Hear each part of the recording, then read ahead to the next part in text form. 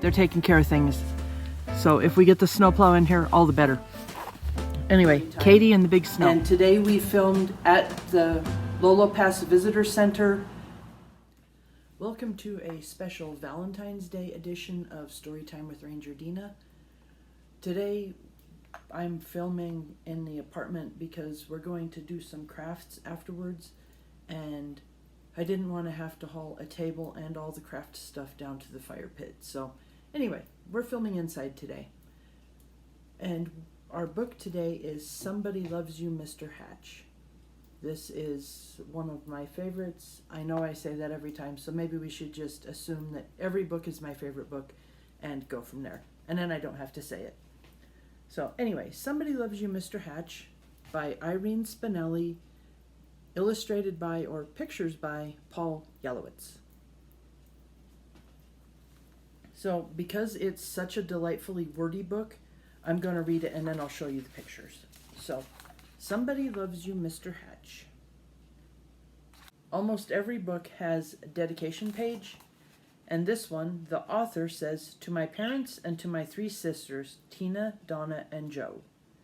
The illustrator's note is, "To that little bit of Mr. Hatch in all of us." I like that. Mr. Hatch was tall and thin, and he did not smile. Every morning at 6:30 sharp, he would leave his brick house and walk 8 blocks to the shoelace factory where he worked. At lunchtime, he would sit alone in a corner, eat his cheese and mustard sandwich, and drink a cup of coffee. Sometimes he brought a prune for dessert. Pictures. There's Mr. Hatch leaving his house at 6:30 sharp. And there's, yep, you spotted it. There's his prune for dessert. And the calendar. Our founder.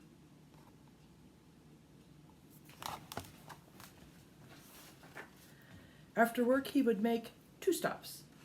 At the newsstand to get the paper, and at the grocery store to buy a fresh turkey wing for his supper. After supper, he read the paper, took a shower, and went to bed early. He keeps to himself. That is what everyone said about Mr. Hatch. So here we have Mr. Hatch's daily routine. There we go, stopping at the newsstand, the grocery store, and home. And there's a lot to see in this picture. Yeah, do you see all the extra? Yeah, you spotted it. The mouse down here. There's a cat outside on the fence. Yeah, and look at what Mr. Hatch has on his comforter. Yeah, pretty cool. And books on his nightstand. One Saturday, when Mr. Hatch stepped onto the porch with his dustpan and broom, he got a surprise. A package wrapped in brown paper. He had never spoken to the postman before. "Thank you, Mr. Goober," he said. Mr. Goober smiled. "You're welcome. I always enjoy delivering packages." Mr. Hatch tore the brown paper off. Inside was a white box, which he opened to find another box. This one was heart-shaped, all satiny red with a pink bow on top. It was filled with candy. Something fluttered to the porch floor. It was a little white card. He picked it up. It said, "Somebody loves you." Only then did he remember that this was Valentine's Day.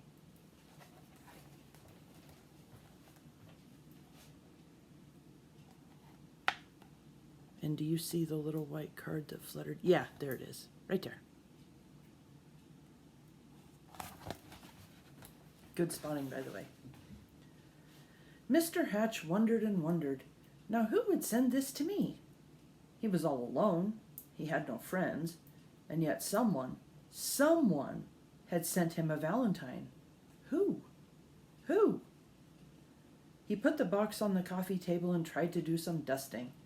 But every time he left the room, he had to keep peeking to see if the box was still there. He dusted, and the dust cloth seemed to whisper, "Somebody loves you. Somebody loves you." At last he flung the dust cloth away and exclaimed, "Why, I've got a secret admirer!" And then he did something he had never done before. He laughed. He laughed and danced and clapped his hands. And then he took a piece of candy from the box and ate it.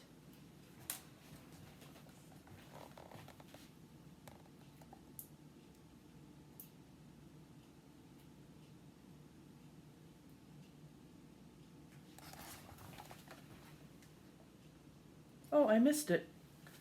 I totally missed. There we go. The little mouse in the corner of the book. Also, with a piece of candy.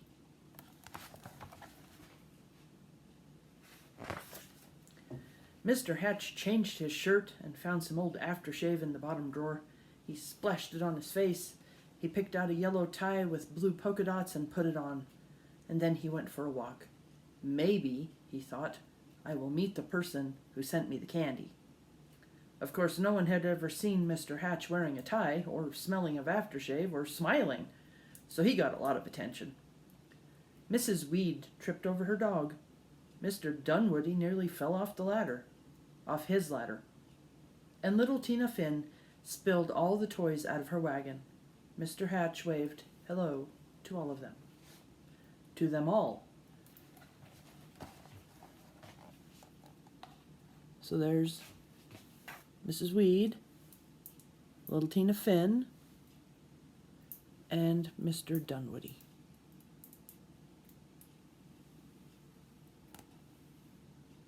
Okay, making sure we get to see all of the picture. On Monday, it was back to work. At lunchtime, Mr. Hatch sat in the middle of the cafeteria. He spoke to everyone and passed out chocolates from his heart box. On the way home, as usual, he stopped at the newsstand. Mr. Smith handed him the usual newspaper. "I think I'll have a pack of mints," said Mr. Hatch. "Not as usual." Mr. Smith was shocked. "Was that you speaking, Mr. Hatch?" "Indeed it was," said Mr. Hatch. "And I said I would also like a pack of mints. And if you don't mind my saying so, Mr. Smith, you don't look very well today." Mr. Smith recovered from his shock to reply, "You're right. I don't feel very well. I have a cold. I was supposed to go to the doctor's this afternoon, but the stand has been so busy I haven't had the time." Mr. Hatch smiled. "Why, I'd be happy to watch the stand for you while you go." Mr. Smith could hardly believe his ears. "You would?" "Certainly. Just show me what to do." And so Mr. Hatch ran the newsstand for an hour. He wondered if any of the women who stopped to buy a paper or a magazine or a candy bar had sent him the mysterious Valentine. So, Mr. Hatch at work. And then watching the newsstand for Mr. Smith.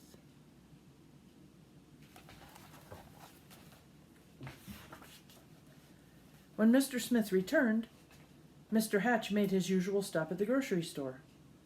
"I'm a little tired of turkey wings," he told Mr. Todd. "I think I'll have a nice fresh slice of ham."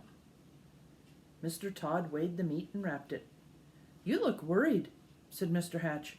"I am," said Mr. Todd.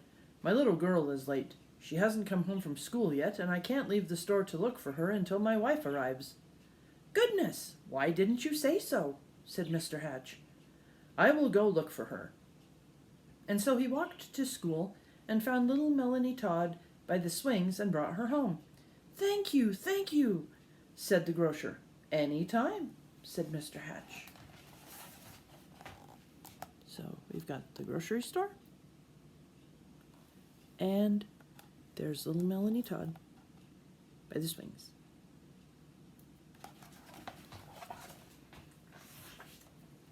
After supper, Mr. Hatch did not bother to read the paper. He decided to bake brownies instead. It would be nice to have brownies to share the next day with the people at the shoelace factory. As he baked, the warm chocolate smell of brownies floated through the neighborhood. Children gathered round Mr. Hatch's house, sniffing the air. "Well, I suppose the factory can wait," said Mr. Hatch. as he looked out the window, and he brought out 2 platefuls. "Now, what are brownies without lemonade?" he said, and he stirred up a nice cold pitcher.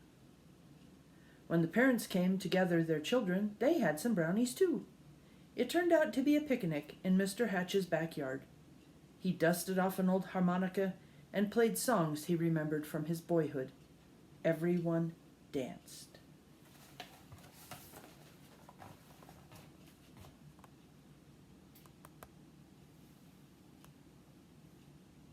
Oops, let me get my fingers out of the road. Everyone danced, including... Where did I see it? I saw it a second ago. Including... Oh, there it is. The cat.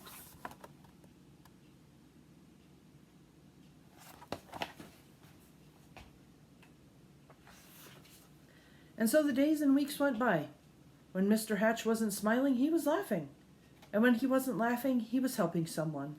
And when he wasn't helping someone, he was having a party in his yard or on his porch. He seemed to have forgotten about finding the person who sent him the Valentine. Then one afternoon, Mr. Goober, the postman, came to his door. His face was very serious. "Come in, Mr. Goober," said Mr. Hatch. "You look upset." "I am upset," he said. "I made a mistake some time ago. My supervisor is very angry with me. Do you... Yes, Mr. Goober, what is it? Do you recall the package I delivered to you on Valentine's Day, I think it was?" "Yes, I believe so," replied Mr. Hatch, beginning to feel a little uneasy.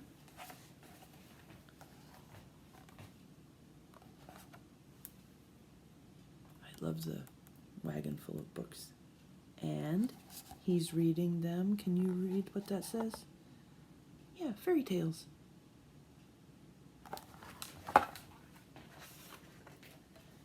"I don't suppose you still have it," said Mr. Goober sadly. "As a matter of fact," said Mr. Hatch, "I still have the box. The candy is gone, though. Why do you ask?" The postman took a deep breath. "I'm afraid I delivered it to the wrong address. It was supposed to go to another house." Mr. Hatch recalled tearing off the brown paper. It had never occurred to him to look at the address. He fetched the heart-shaped box and the pink bow and gave them to the postman. "I do hope your supervisor won't be too angry with you now." The postman was heading down the sidewalk when Mr. Hatch called from his porch. "Mr. Goober, I forgot something." He gave the postman the little white card. And look at Mr. Hatch. He is sad. In fact, yeah, he's crying. And there's the card. Somebody loves you.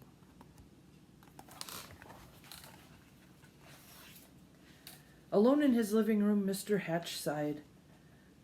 Nobody loved me after all. Then he read the paper, took a shower, and went to bed early. The next morning at 6:30 sharp, Mr. Hatch left his brick house and walked 8 blocks to the shoelace factory. At lunchtime, he sat in the corner by himself, ate his cheese and mustard sandwich, and drank a cup of coffee.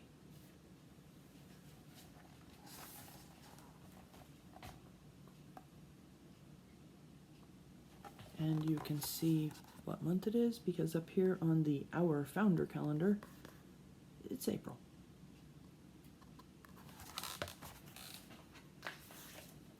After work, he stopped at the newspaper for his paper. After work, he stopped at the newsstand for his paper, but he did not speak to Mr. Smith. And when he ordered his turkey wing from Mr. Todd, he did not smile. Nor did he pat little Melanie Todd on the head, or bake brownies, or have picnics, or parties, or play his old harmonica anymore.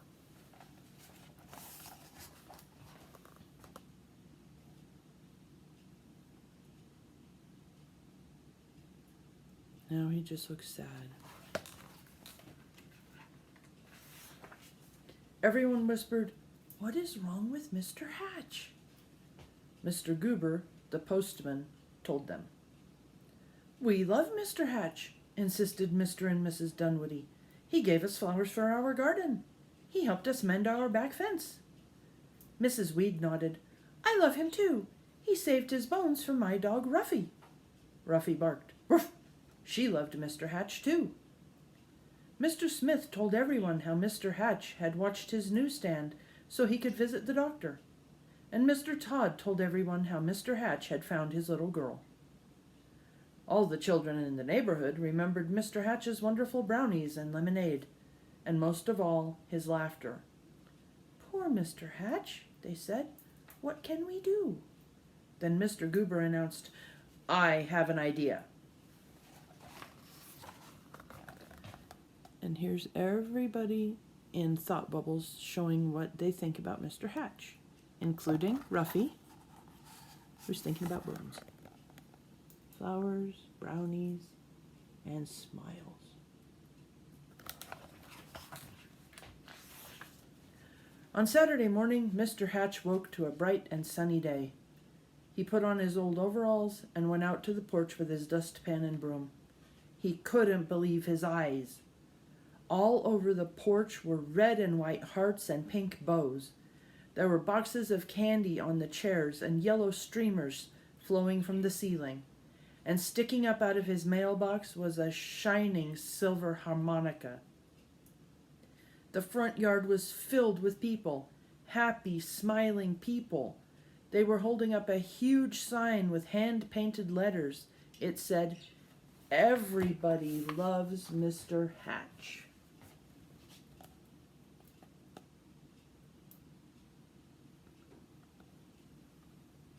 Yes, and do you see the mailbox with the shining silver harmonica?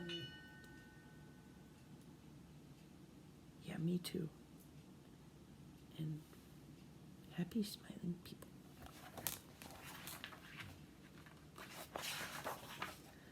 Mr. Hatch dabbed at a tear with his handkerchief. "I do believe," he sniffed, "somebody loves me after all." And then he smiled. And then he laughed. And then he hurried down to be with his friends.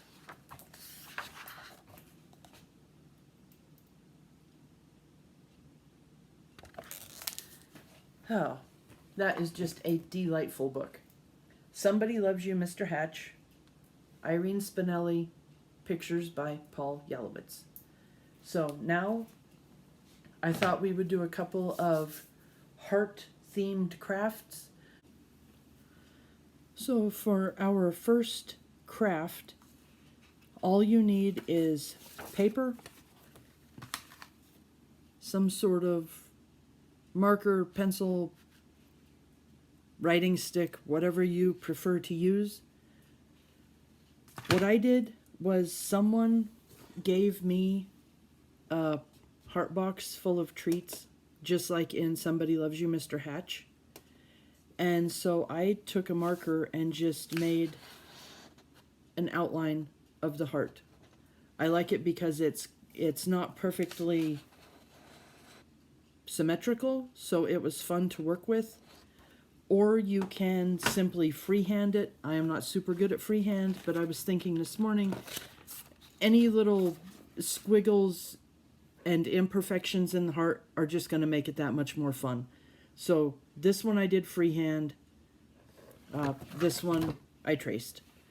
Anyway, so what you do, if you've a mind to, is you can fill in your heart with all kinds of doodles and whatnot. So super simple, but I really like the repetitive, I like patterns. Yeah. And some of them were more complicated. So what I did, actually what I like to do is before I commit to a project like this, before I would put one of these doodles on, I would practice it first. I have a notebook that I practice things in. And if I don't like them, I scratch them out and they don't make it to the final project. Because I have also done stuff like this. So I have to really really like the design before it makes it to a final piece. So anyway, that was our craft number 1. Just a simple thing. And if you want to tag us on social media with your final project, I would just find that 5,000 Kinds of Delightful. So now I'm going to set up for our second craft, which is a little more detailed. More complex. We'll go with complex. Okay, so I finally got us set up to make our next craft. We are going to be making, I just like to call them industrial hearts, because they're not all, they're points and angles, which is just delightful. Anyway, so let's get started. I've just started with a square. And you can make these as big or as little as you want. So flip over your piece of paper so that the pretty side, or if you've got double-sided, whichever side you want to be able to see, facing down. So we start with triangles, fold. Okay, so it was laid out as a square. Grab one of the points, fold it over so that we wind up with a triangle. Then open your paper up and take the opposite side and pull it to you. Another triangle. Okay, then open that up, and I'm going to turn this so that hang on, I did a little pre-folding so I could remember what I was doing. So look, hopefully this is going to work. Take this pointy piece over here and fold it. See, we've got that fold right there. Just fold it to where it meets that big fold in the center. All right, you with me so far? Okay. And then this point down here at the bottom, fold it up to meet the top line, and then scrunch that fold down there. Very nicely done. Okay, I hope this isn't making sense so far. I had to watch the video about 15 times before I finally got it. But anyway, so I'm trying to... Anyway, I'll stop talking now. Okay, so now this is the part that I always had trouble with. So down here at the bottom, where we have that nice solid fold in the middle, just kind of anchor your finger on that and fold like a butterfly wing this piece up so that it just runs up along that fold. And then smush that so we have another solid crease. Okay, so we have... Okay, so I hope this is... Okay, so we folded it right up the middle. Okay, so now we do the same thing with the other side. You might have to make a special effort to, hold a finger there to keep it from going zinging off where it wants to. And then just fold it up the middle so that it just meets the other side. Smush that good solid crease right there. Okay, so do you see, this is where we're at so far. So that point is there, anyway, they look like butterfly wings. Anyway, okay, so we're right there. Now flip it over, and we're going to see how we have the little triangle-y pointy bits? Well, we want to knock those pointy bits down, so just fold them so that they meet the paper right there, and then just make a crease. Smush, smush, smush. And then the other side, fold it to where it meets the paper. My fingers are in the way. Smush, smush, smush. Okay, so we have the tops knocked off. Okay, and now we're going to We have some pointy bits off to the sides. We're going to knock those down as well. Just a teeny little triangle. Fold it in. Just knock off the pointy bits. And then this side. Not perfectly. Anyway, and then turn it over and ta-da! There's a heart. And what's cool about this is you could use it for an envelope. You could tuck something in there. Also, I forgot to mention, you can grab a glue stick and you can put some glue on these to hold them down. And you can also tuck a little glue or tape, whatever works for you, whatever you've got, and hold those in place. Okay, and like I said, you can make them huge. You can make them out of not Valentine-y looking paper. You can make them small. Yeah, I made a box full because I like making things. You can also make them out of cardstock. They are very, very sturdy if you make them out of cardstock. This one I just glued solid shut. So, anyway, I hope that video is good enough to show you how to make them. I think they're great fun. You can make them out of any size paper. It doesn't have to be fancy paper. It can be whatever you want. But I wanted to show you one thing, is what you can do with these is you can write a letter inside and give it to someone you love. So thank you for the love that's been shown to our story time, and just know that somebody loves you. Take care.